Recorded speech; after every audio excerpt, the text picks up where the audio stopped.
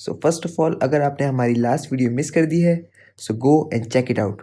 Otherwise इस video में क्या बात चल रही है कुछ समझ नहीं आएगा। लिंक टॉप राइट कॉर्नर पर गिवन है। That being said, welcome to metaphysic. अब आप ये सोच रहे होंगे कि भाई मैटर एनर्जी में रोज रोज थोड़ी कन्वर्ट होता है। तो ये बात आपकी सही है कि मैटर एनर्जी कन्वर्जन आपको डेली लाइफ में नज़र नहीं आती। फॉर एग्जाम्पल इस मार्कर को हिलाने के लिए मुझे मैटर को एनर्जी में कन्वर्ट करने की ज़रूरत नहीं। इसी तरह बहुत सारी फिज़िक्स हम मैटर एनर्जी कन्वर्जन के बगैर ही पढ़ सकते हैं। बट साथ ही हमें ये भी माइंड में रखना होगा कि मैटर एनर्जी में रोज़ कन्वर्ट होता है।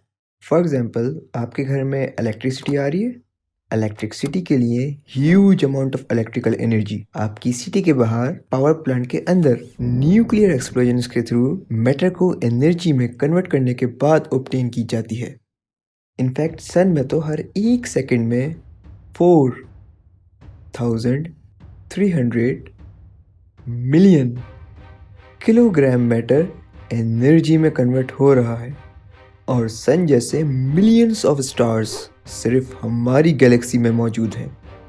तो भाई ये डेफिनेशन हमारी डेली लाइफ में तो वैलिड है, बट पावर प्लांट्स या फिर सन पे जाके फेल हो जाएगी। सो आज की वीडियो में let's try to explore a better definition together. तो भाई मेरे जहन में सबसे पहली चीज़ ये आई कि क्योंकि मैटर और एनर्जी एक ही चीज़ है, so let's write physics is the study of matter. क्योंकि एनर्जी भी मैटर के अंदर ही आ गई ना।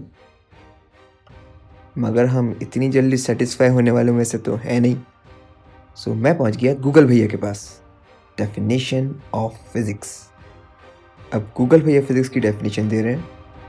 The branch of science concern with the nature and properties of matter and energy.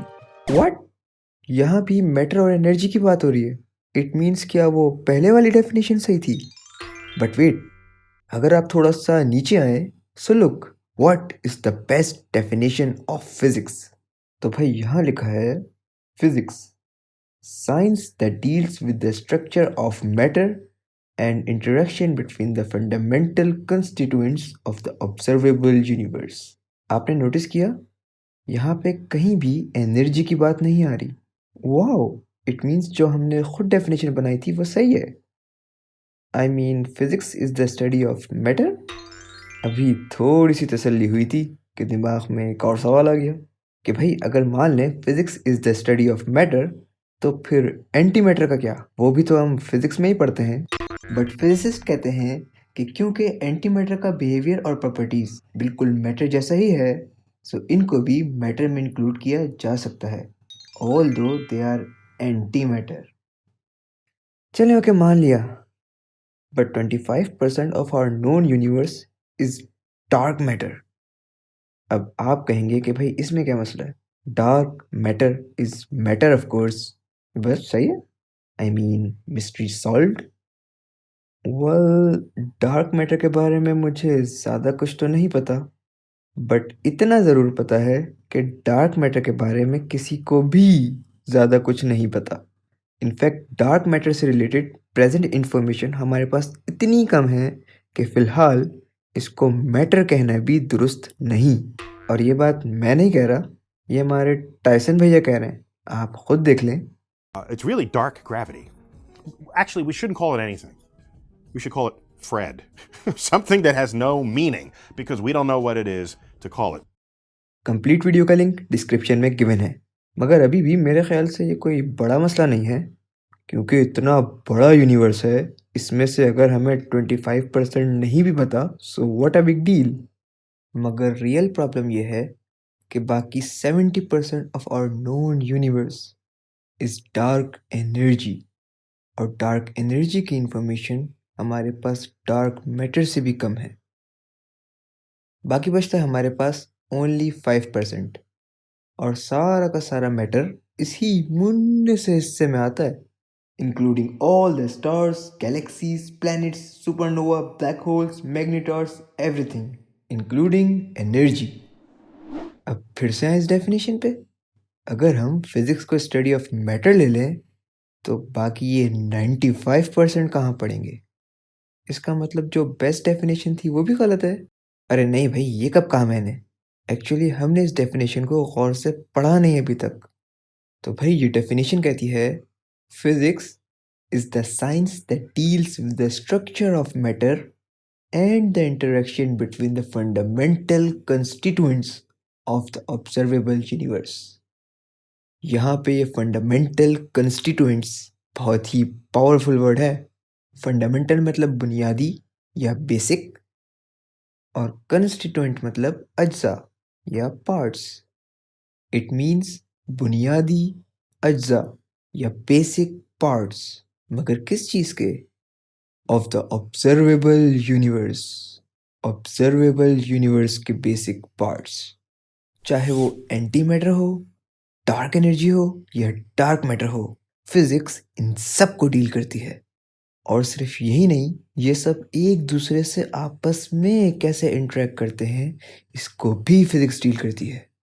So it means ये एक बहुत ही पावरफुल डेफिनेशन है जो एक बहुत ही बड़ी रेंज ऑफ थिंग्स को कवर कर रही है। एक बार फिर से पढ़ते हैं। Physics, science that deals with the structure of matter and the interaction between the fundamental constituents of the observable universe. इसमें एक पॉइंट और आता है। यहाँ पे अगर आप गौर करें तो लिखा हुआ है observable universe. It means unobservable universe भी एग्जिस्ट कर सकता है। So of course unobservable universe को हम फिजिक्स में डील नहीं करेंगे, क्योंकि physics is the branch of science, और साइंस बिलीव करती है एक्सपेरिमेंट्स पर। और ऑफ कोर्स अगर कोई चीज़ ऑब्जर्व नहीं हो सकती तो एक्सपेरिमेंट्स का तो फिर सवाल ही नहीं होता। और अगर कभी एक्सपेरिमेंट हो भी जाए तो उस एक्सपेरिमेंट का बार बार होना बहुत ही मुश्किल है। सो ऑल दो डेफिनेशन ऑफ फिजिक्स को मैंने काफ़ी सर्च आउट किया, और एक पॉइंट पे मुझे ऐसा भी लगा कि फ़िज़िक्स की एग्जैक्ट डेफिनेशन ढूंढना इम्पॉसिबल है। जैसा कि खान अकेडमी ने लिखा है, फ़िज़िक्स को एग्जैक्टली डिफाइन करना बहुत ही मुश्किल है, और फिज़िक्स की डेफिनेशन हमेशा चेंज होती रहेगी जैसे जैसे हम नई डिस्कवरीज करते रहेंगे। और ये बात एक हद तक ट्रू भी है।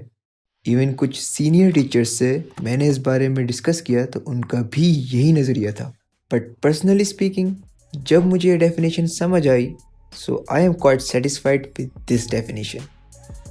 But still, to be on a safe side, अगर आप सोचें कि कल को फिजिसिस्ट कोई ऐसी नई चीज़ डिस्कवर करते हैं कि जिसके बारे में फ़िलहाल हमारा गुमान भी नहीं, और हो सकता है कि वो इस डेफिनेशन पे किसी तरह अनफिट हो रही हो, तो फिर हम क्या करेंगे?